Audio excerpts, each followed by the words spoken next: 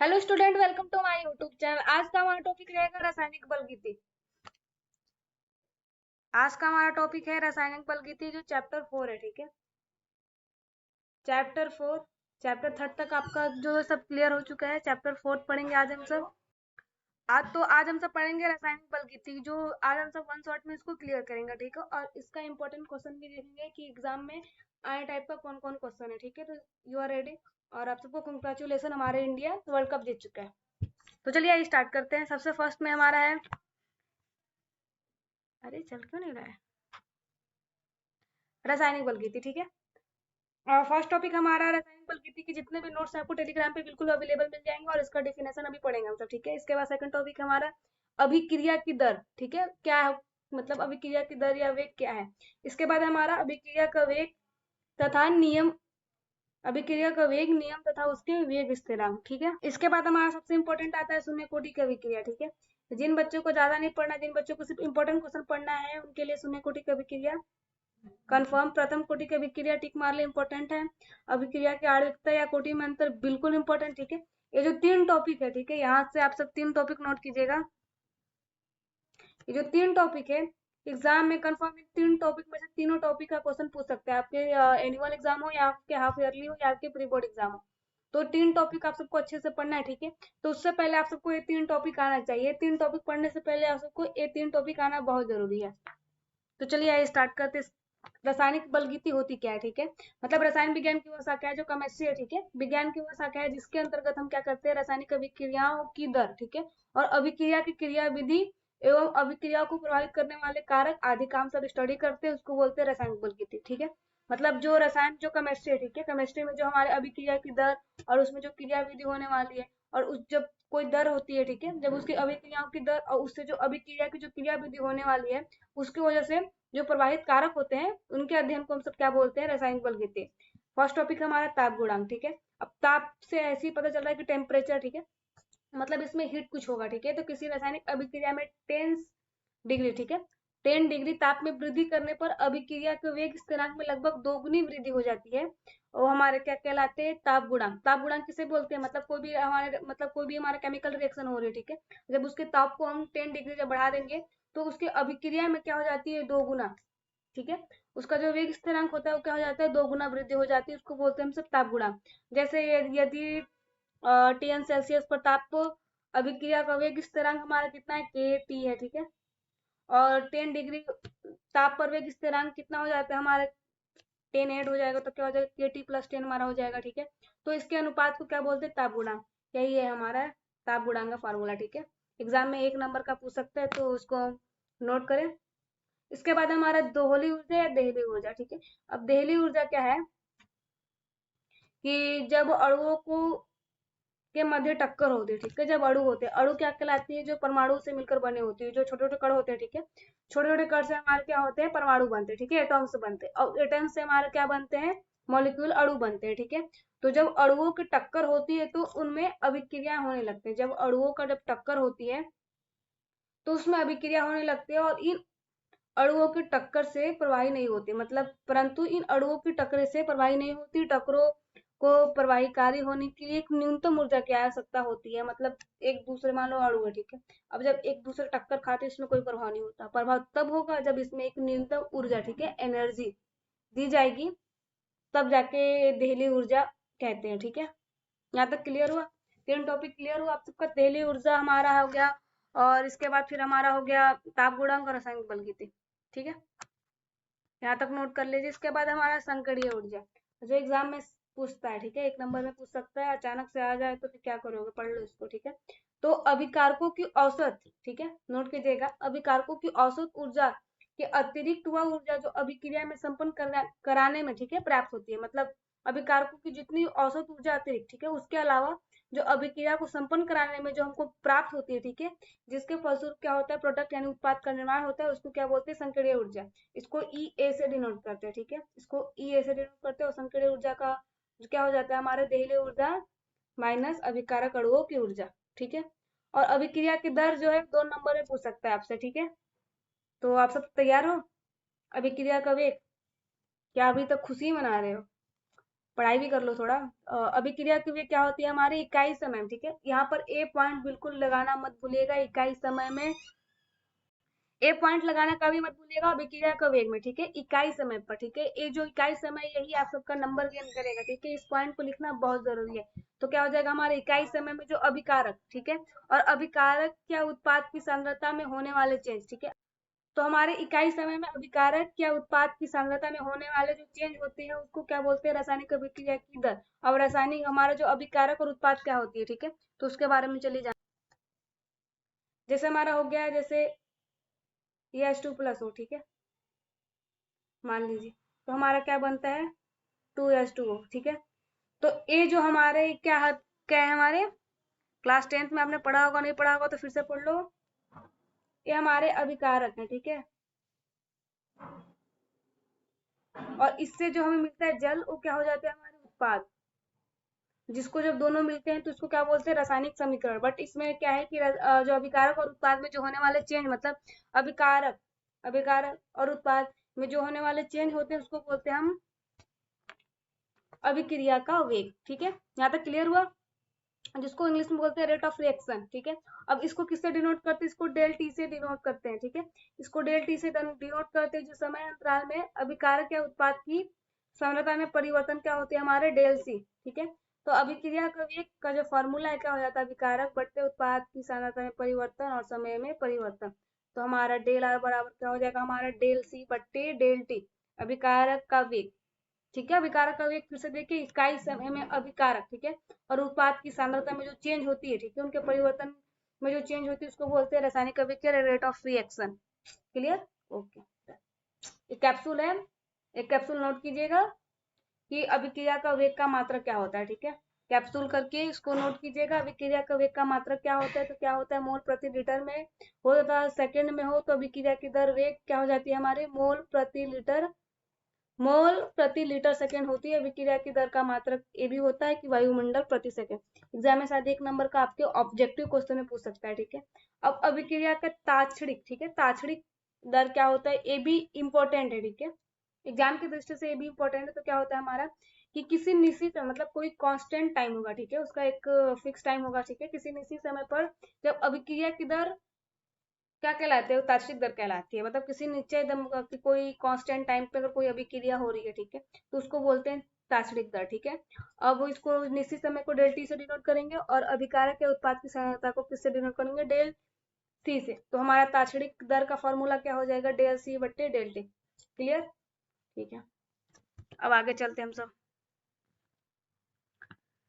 अभिक्रिया को दर को प्रभावित करने वाले कारक, अब अभिक्रिया को प्रभावित करने वाले कारक 5 है, ठीक है। तो पहला हमारा ताप पे प्रभाव, मतलब टेम्परेचर पे क्या इफेक्ट पड़ता है, तो ताप बढ़ाने पर अभिक्रिया की दर क्या हो जाती है, बढ़ जाती है। और किसी रासायनिक अभिक्रिया में हम 10 डिग्री सेंटीग्रेड अगर बढ़ा दे तो ताप में वृद्धि हो जाए तो अभिक्रिया का वेग क्या हो जाता है, दोगुना हो जाता है। अभी इससे पहले हम सबने पढ़ा है कि अगर कोई भी अभिक्रिया में अगर 10 डिग्री अगर मतलब उसको टेम्परेचर देंगे तो क्या हो जाती है हमारी, और मतलब दोगुना हो जाती है, जो उसका वेग स्थिरांक क्या हो जाता है, दोगुना हो जाता है, ठीक है। अब दाब में प्रभाव, प्रेशर में, अब प्रेशर में इफेक्ट क्या होता है, तो देखिए कि दाब बढ़ाने पर अभिक्रिया की दर प्रभावित होती है, अर्थात अभिक्रिया की दर में भी वृद्धि होती है, चूंकि दाब वृद्धि पर उत्पादक का जो आयतन होता है, ठीक है, जो उत्पाद क्या होता है, जो हमारा जो जल बना हुआ था, ठीक है, H2O, वो हमारे उत्पाद था, तो उसका जो आयतन होता है, ठीक है, उसका जो वॉल्यूम होता है ना, वो थोड़ा सा घट जाता है, ठीक है, कम हो जाता है। सेकंड हमारा कंप्लीट हो गया। अब हम बचा है हमारा थर्ड, ठीक है, अभिकारकों की सांद्रता पर। अब अभिकारक क्या कहलाती है, जो H2+, ठीक है, अभिकारक क्या क्या कहलाती है हमारे H2+ हो तो हमारा बनता है H2O, ठीक है। तो हमारा अभिकारक हो जाता है और ये हमारा हो जाता है उत्पाद, ठीक है। तो अभिकारक की सांद्रता पर क्या प्रभाव पड़ता है, तो स्थिरता पर, ठीक है, उसका जो टेम्परेचर रहेगा कांस्टेंट स्थिर रहेगा। और कोई भी अभिक्रिया की दर अभिकारक की सांद्रता से अधिक होने पर अधिक होती है, क्योंकि सांद्रता बढ़ाने पर क्या हो जाते हैं, आणविक टकरे होती है, यही हमारे अभिकारक की सांद्रता पर इफेक्ट पड़ता है। यहाँ तक क्लियर हुआ, ठीक है। अब इसके बाद हमारा है, और आप सबको एक बार बता दूं कि जो हैंड राइटिंग नोट्स है, ठीक है, वो टेलीग्राम पे आप सबको बिल्कुल अवेलेबल है, आप सब जाके देख सकते हैं। बार बार कह रहे हैं कि आप सबका जो नोट्स है बिल्कुल फ्री में अवेलेबल है, और आपके प्रीवियस ईयर के क्वेश्चन, ठीक है, आपके 10 ईयर जितने भी 10 साल पीछे जितने भी क्वेश्चन आए हुए हैं, ठीक है, जितने भी इंपॉर्टेंट क्वेश्चन उसका प्रीवियस ईयर का आप सबको मॉडल पेपर मिल जाएगा, ठीक है। और इस बार का जो मॉडल पेपर रहेगा वो भी बहुत जल्दी चैनल पर अपलोड हो जाएगा। तो आप सब इस चैनल के साथ तैयारी अपना स्टार्ट कर दीजिए। अब जो होता है हमारा उत्प्रेरक की उपस्थिति पर, अब उत्प्रेरक की उसे कहा जाता है जो किसी रासायनिक अभिक्रिया का वेग क्या करता था, बढ़ा देता है, परंतु स्वयं अभिक्रिया में भाग नहीं लेता। मतलब उसका हेल्प कर देता है, बट वो हेल्प का भागीदारी नहीं बोलता नहीं कि मैंने आपका हेल्प किया है, ठीक है। एक कहने का मतलब है कि किसी इंसान ने, ठीक है, किसी का हेल्प किया, बट वो उसको बताना नहीं चाहते कि मैंने यार तुम्हारा हेल्प किया, बट हेल्प वो कर चुका है, ठीक है। तो वही है कि किसी रासायनिक अभिक्रिया में वो वेग को बढ़ा देता है, परंतु स्वयं अभिक्रिया में बिल्कुल भाग नहीं लेता, अर्थात तो उत्प्रेरक की उपस्थिति में अभिक्रिया की दर क्या हो जाती है, ग्रोथ हो जाती है, बढ़ जाती है, ठीक है। अब इसके बाद है हमारा अभिकारक के पृष्ठ क्षेत्रफल पर, ठीक है। अब फिफ्थ हमारे लास्ट है हमारा कि अभिकारक के पृष्ठ क्षेत्रफल पर क्या इफेक्ट होती है। तो जब अभिकारक का पृष्ठ क्षेत्रफल अधिक हो जाता है, ठीक है, जब पृष्ठ क्षेत्रफल जब अधिक हो जाता है तो फलस्वरूप उनकी जो अभिक्रिया की दर भी क्या हो जाती है, अधिक हो जाती है। जब पृष्ठ क्षेत्र मतलब जो उसका पृष्ठ एरिया है, जब वो अधिक बढ़ जाती है, ठीक है, अधिक हो जाती है, तो अभिक्रिया की दर भी अधिक हो जाती है। अतः किसी अभिक्रिया में एक बड़े टुकड़े की अपेक्षा छोटे टुकड़े को प्रयोग किए जाने पर उनका पृष्ठ क्षेत्रफल अधिक होगा, जिसके कारण उनकी अभिक्रिया की दर में, मतलब जो उसकी अभिक्रिया की दर है वो भी उतनी ही अधिक होगी। यहाँ तक क्लियर, ठीक है। अब नेक्स्ट देखते हैं हम सब क्या है। सबसे इंपॉर्टेंट टॉपिक अब आपका आ चुका है, यहाँ से आपका चैप्टर असली में स्टार्ट हो रहा है। यहाँ से आपके सारे इंपॉर्टेंट क्वेश्चन है, और चैनल इसका जो लेक्चर है, लेक्चर खत्म होने के बाद आप सबको एक इम्पोर्टेंट क्वेश्चन की लिस्ट मिलेगी, ठीक है।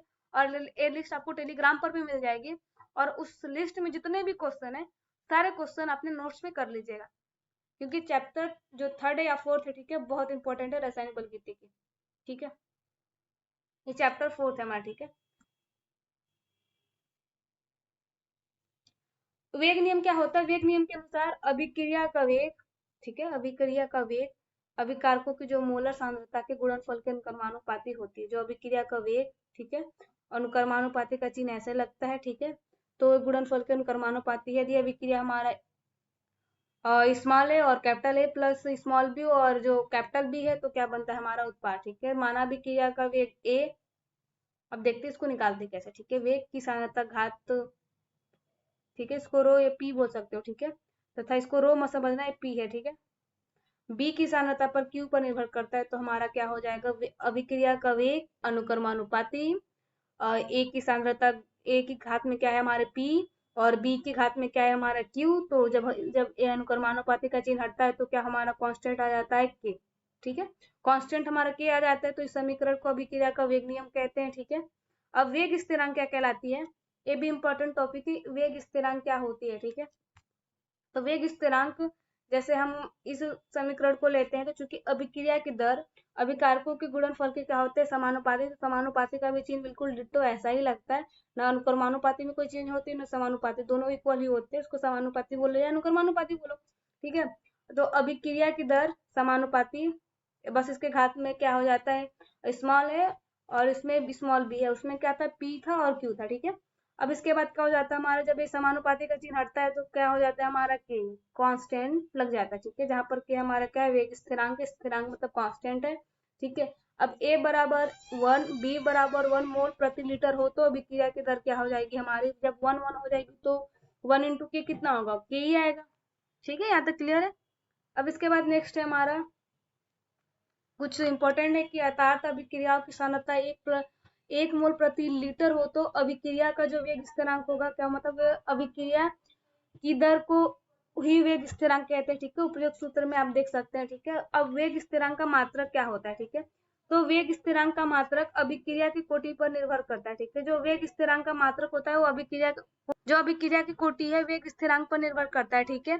तो वेग स्थिरांक का जो हमारा मात्रक होता है क्या होता है, मोल प्रति लीटर, ठीक है, मोल प्रति लीटर होता है, ठीक है। तो जो लीटर जो ऊपर आता है तो क्या लग गया माइनस में, ठीक है, इसमें माइनस पे कंफ्यूज बिल्कुल ना हो, ठीक है। अब इसके बाद नेक्स्ट है हमारा वेग स्थिरांक ताप बढ़ाने पर। अब वेग स्थिरांक जब ताप बढ़ाने पर यदि किसी रासायनिक अभिक्रिया में वही 10 डिग्री बढ़ा दिया जाएगा तो क्या हो जाएगा, दोगुना हो जाएगा। ये तीसरा वाले से पढ़ रहे हैं हम सब। अब अभिक्रिया का वेग और स्थिरांक, वेग स्थिरांक में तीन हमारा डिफरेंट है, ठीक है। तो फर्स्ट हमारा अभिक्रिया का वेग ताप बढ़ाने पर बढ़ता है, और ए भी ताप बढ़ाने पर बढ़ता है, दोनों इक्वल है। ताप बढ़ाने पर क्या होता है, इन लोग का जो ताप है क्या होता है, बढ़ता है, ठीक है। शॉर्ट नोट्स में ऐसे लिख सकते हो। अभिक्रिया का वेग का मात्रक क्या होता है, इसका मोल प्रति लीटर सेकेंड होता है, और इसका जो मात्रक होता है अभिक्रिया की कोटि पर निर्भर करता है, ठीक है। अब इसके बाद हमारा थर्ड है कि जो अभिक्रिया का वेग अभिक्रिया की प्रगति के प्रारंभ मतलब घटता है, ठीक है। और ये क्या करता है, प्रगति पर डिपेंड मतलब डिपेंड नहीं रहता है। क्लियर, यहाँ तक सबकी क्लियर हुई, ठीक है। अब इसके बाद नेक्स्ट देखेंगे, अब सबसे इम्पोर्टेंट टॉपिक हमारा, ठीक है, सबसे इम्पोर्टेंट टॉपिक हमारा।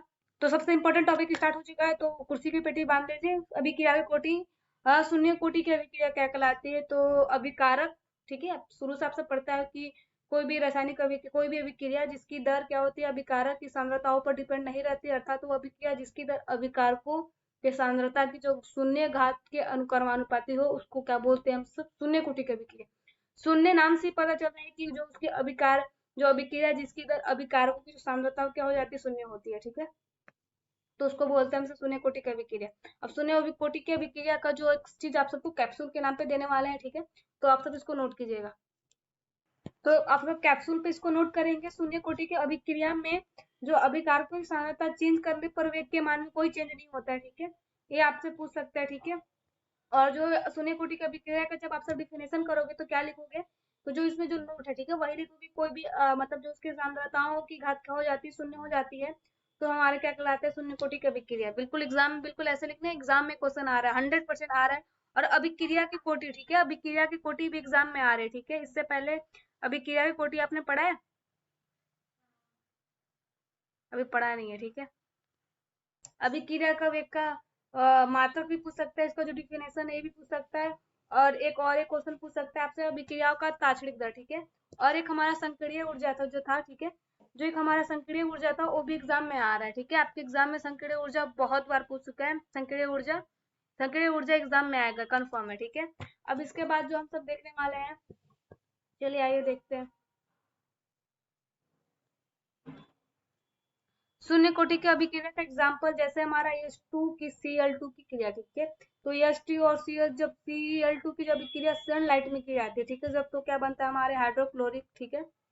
यही हमारा जहाँ पर वेग हमारा क्या हो जाएगा, H2 0 और Cl2 0, ठीक है, जहाँ पर वेग हमारा की, बस यही है, एक एग्जाम्पल में लिख देना, ठीक है। अब इसके बाद हमारा प्रथम कोटि की अभिक्रिया, ए भी एग्जाम में 100% आ रहा है, ठीक है, उसको नोट करके ले लो और कैप्सूल में करके इसको नोट कर लो, ठीक है। कैप्सूल करके इसको नोट करो कि जो प्रथम कोटि की अभिक्रिया वो है वो क्या कहलाता है, ठीक है। तो पहला तो आप सबको ऐसे लिखना एग्जाम में, वह अभिक्रिया, ठीक है, यहाँ से आप सबको बिल्कुल ऐसे लगाना है, ठीक है। वह अभिक्रिया जिसकी दर, ठीक है, एक अभिकारक की सांद्रता की क्या होती है, अनुक्रमानुपाती होती है, ठीक है। तो हमारे क्या कहलाती है, कोटि की अभिक्रिया, प्रथम कोटि की अभिक्रिया कहलाती है। अर्थात आप सब लिख सकते हैं कि अभिक्रिया जिसकी दर एक अभिकारक की सांद्रता की जो घात होती है कितनी होती है, प्रथम घात के समानुपाती होती है। शून्य कोटि में क्या था, शून्य घात के अनुक्रमानुपाती समानुपाती होती है, और इसमें क्या है, प्रथम घात के समानुपाती होती है। प्रथम कोटि की अभिक्रिया कहलाती है। एग्जाम में बिल्कुल ऐसे लिखना आप सबको। और इसका जो उदाहरण है, उदाहरण में एक उदाहरण जरूर लिखिएगा। इसमें से आप सब एक उदाहरण लिखिएगा, अमोनिया नाइट्रेट का विघटन, कुछ भी लिख सकते हैं। तो उसमें अमोनिया NH4 नाइट्रेट NO2 जब विघटन होता है, सूर्य का मतलब N2 अलग हो जाता है और जल अलग हो जाता है, ठीक है, क्लियर। अब इसके बाद हमारा प्रथम कोटि की अभिक्रिया के लिए अर्धायु, ए भी क्वेश्चन आपसे पूछ सकता है, ठीक है, ए भी इंपॉर्टेंट है। तो क्या कहलाता है, वह समय जिसमें अभिकारक की सांद्रता उसकी प्रारंभिक सांद्रता की क्या हो जाती है, आधी रह जाती है, मतलब उसमें 1 था, एक में 0 था, बट इसमें हाफ हो जाता है, तो क्या कहलाती है, हमारी अर्ध आयु अभिक्रिया कहलाती है, जिसको किससे बोलते हैं, T1/2 से डिनोट करते हैं, ठीक है। यही इसका फॉर्मूला नोट कर लीजिए, ठीक है। अब इसके बाद हमारा अभिक्रिया की आणविकता, ए बी क्वेश्चन में आ रहा है, तो आप सब इसको नोट कीजिए, ठीक है। तो किसी रासायनिक अभिक्रिया में भाग लेने वाले अभिकारक के अणुओं की संख्या और अभिक्रिया की आपको किस क्या बोलते हैं, अभिक्रिया की आणविकता बोलते हैं, ठीक है। ठीक है, यहाँ तक क्लियर हुआ। किसी रासायनिक अभिक्रिया में जो भाग लेने वाले अभिकारक है, ठीक है, जैसे जो अभिकारक थे, जैसे अभिकारक आप सबको एग्जाम्पल में बताया गया था कि जो अभिकारक है हमारे, उनके अणुओं की संख्या क्या कहलाते हैं, हमारे अभिक्रिया की आणविकता कहलाते हैं। और आणविकता के आधार पर अगर अभिक्रिया में भाग लेने वाले अणुओं की संख्या 1, 2 तथा 3 हो, तो इससे क्रमशः एक अणुक अभिक्रिया या द्विअणुक 1, 2 तथा 3 हो तो इसको एक हो तो एक अणुक, 2 या 2 से ज्यादा हो तो द्विअणुक अभिक्रिया, या 3 हो तो त्रिअणुक अभिक्रिया बोलते हैं, ठीक है। यहाँ तक क्लियर हुआ। इसके बाद आणविकता के उदाहरण लास्ट है हमारा, ठीक है। आणविकता का उदाहरण, इसका एग्जाम्पल क्या है, जैसे H2O2, ठीक है।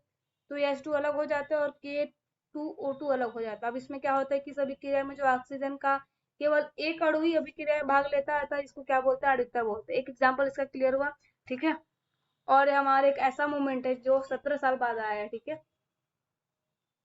ये जो ऐसा मोमेंट है जो हमारे 17 इयर्स बाद आया है, इंडिया विनिंग किया है, और हमारे विराट कोहली और रोहित शर्मा संन्यास ले रहे T20 से, ठीक है।